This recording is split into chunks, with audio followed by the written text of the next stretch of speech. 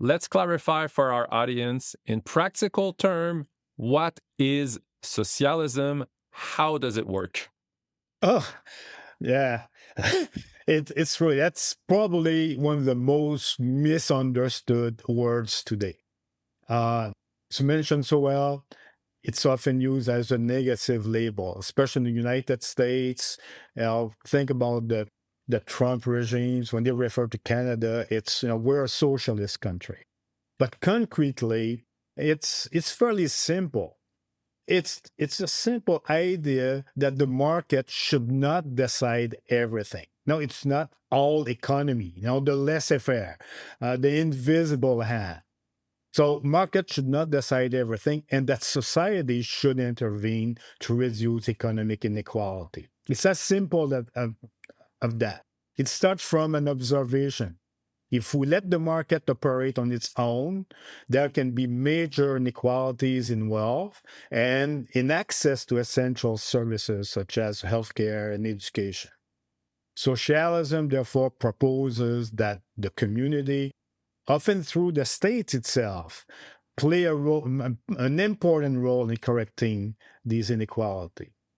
So, from what I understand, it's basically we don't want to focus the wealth only in the hands of a few people, because right now I think worldwide it's like 8 people who owns as much wealth as the 50%, half the Yeah, world's yeah, population.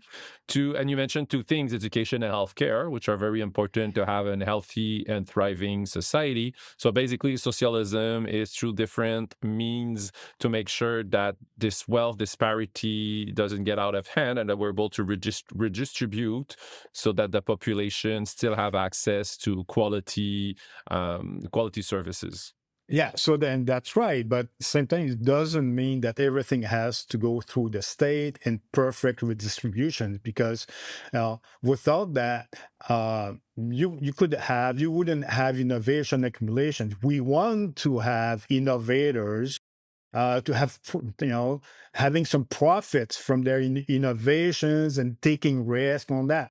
We want that, but obviously there has to be something at least to have a bare minimum, or in more advanced countries more than a bare minimum for all. So what people do not always realize that socialism is not one single thing. There's a whole range of approaches. At one end, and that's probably not what we would want, even here in Canada, for instance, there are more radical forms in which state controls as a large part of the economy. But in today's reality, the most common form is what we call social democracy.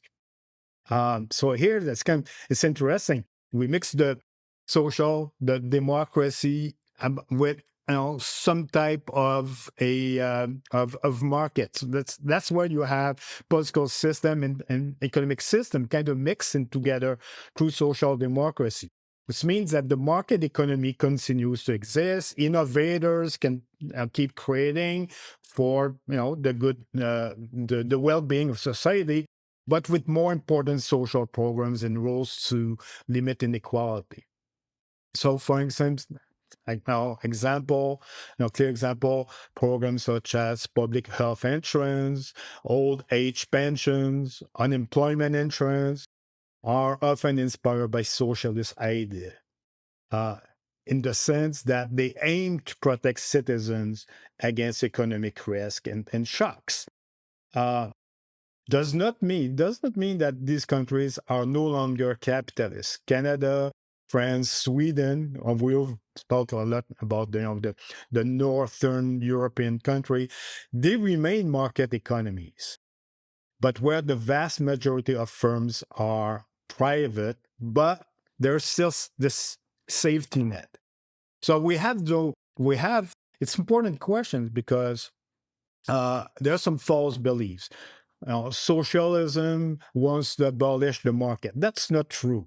A widespread idea is that eliminating the market of private property. In reality, most modern forms of socialism, even in the United States, maybe to a lesser degree than Canada, accept that there is those safety nets, but at the same time, the market economy, they seek to instead correct it. Sometimes imperfectly, sometimes better than others, but that's how things move. So Canada is not socialist, despite what Mr.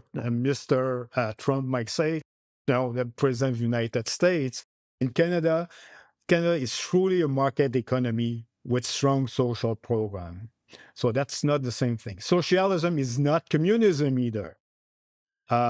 But that's actually it's my next question. But I want to jump Yeah, in on socialism because yeah, I'm listening to you explain what socialism is, and I'm pretty sure our listeners are like, oh, but that's amazing, right? Less wealth inequalities, better social systems, better social support in case of you mentioned such as unemployment benefits, healthcare benefits. So I really feel that because I don't involve myself in that, but that socialism has been wrapped. Basically, it's how they dress the boogeyman.